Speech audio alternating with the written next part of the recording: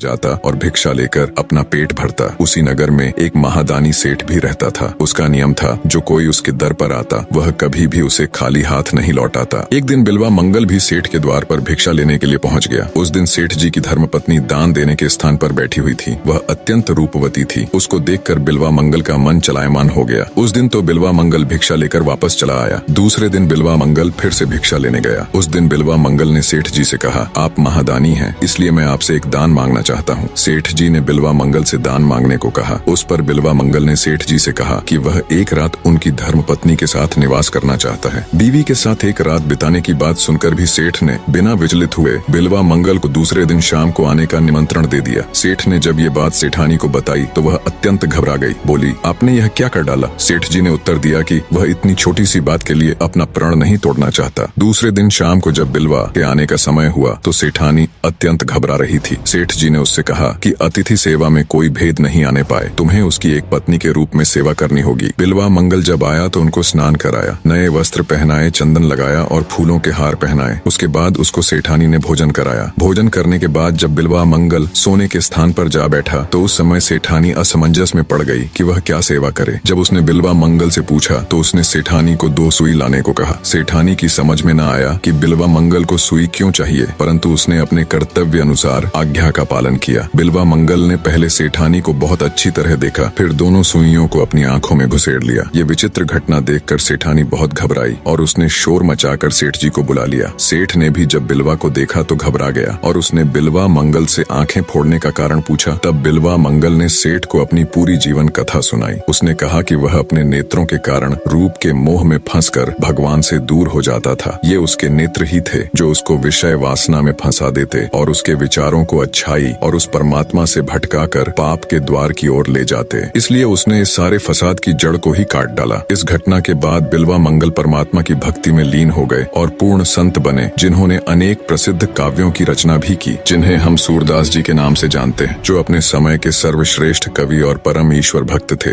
निष्कर्ष, सच्ची भक्ति और ईश्वर प्राप्ति का मार्ग हमारे आंतरिक मोह और वासनाओं के त्याग से होकर गुजरता है। बिल्वा मंगल यानी सूरदास जी ने अपनी आंखों को प्रतीकात्मक रूप से त्याग कर यह सिद्ध किया कि जब तक हम विषय वासना और सांसारिक आकर्षणों से ऊपर नहीं उठते, तब तक ईश्वर की सच्ची अनुभूति संभव नहीं होती। यह आत्मज्ञान और विवेक की यात्रा है, जिसमें बाहरी सौंदर्य और भौतिक सुखों का परित्याग कर हमें अपने अंदर की दिव्यता को पहचानना होता है। भगवान की प्राप्ति केवल वही कर सकता है जो अपने इंद्रियों और मन पर विजय प्राप्त कर पूर्ण समर्पण और त्याग के साथ भक्ति करता है।